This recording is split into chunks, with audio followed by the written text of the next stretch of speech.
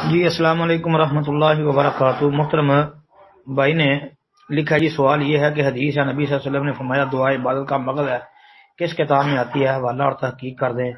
دوسری حدیث عصر کے بعد سونے سے عقل خراب ہوتی ہے اور فجر کے بعد سونا منع، وضاحت بتائیں۔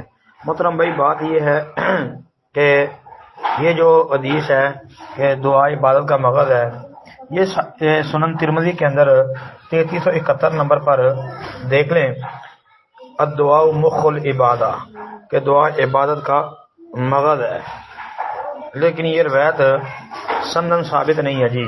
اس میں عبداللہ ابن لہیہ ہے، یہ عبداللہ ابن لہیہ جو ہے یہ ضعیف ہے۔ اب بعض اہل علم کہتے ہیں کہ یہ مطلق ضعیف ہے، بعض کہتے ہیں کہ اس کی کتابیں جب جل گئی تھی تو اس سے پہلے والی اس کی حدیثیں صحیح ہیں، بعض کہتے ہیں کہ جو ہے یہ پہلے بھی ضعیف تھا بعد میں بھی ضعیف تھا۔ بہرحال بعض کہتے ہیں کہ عبادلہ سے اس کی روایت حسن ہے، بعض کہتے ہیں کہ کئی اور راوی بھی ہے جن سے ان کی روایت حسن ہے۔ بہرحال اس کے ساتھ یہ بھی یاد رکھے کہ یہ مدلس بھی ہے، تو یہ متکلم فی ہونے کے ساتھ ساتھ یہ مدلس راوی بھی ہے، تو اس سند میں اس کی تدلیس بھی موجود ہے، اور پھر ولید بن مسلم کی تدلیس ہے اور وہ تدلیس تسویہ کرتا تھا، تو لہذا یہ روایت ثابت نہیں ہے، اور امام ترمذی رحمۃ اللہ علیہ نے بھی عبداللہ بن لہیہ کی وجہ سے ہی اس پر کلام کیا ہے۔ باقی رہ گئی بات سونے سے عصر کے بعد سونے سے عقل خراب ہونے والی بات، تو مسند ابی اعلیٰ وغیرہ کے اندر وہ حدیث آتی ہے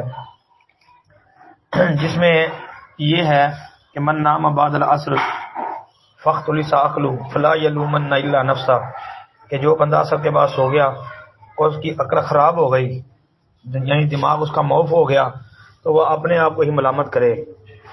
لیکن یہ روایت موضوع ہے۔ عمر بن حسین العقیلی اس میں مطلوب راوی ہے، اور اس کے ساتھ ابن علاسہ ہے، یعنی محمد بن عبداللہ بن علاسہ، وہ بھی صحیح نہیں ہے، اس پر بھی کلام ہے۔ السلام علیکم ورحمۃ اللہ۔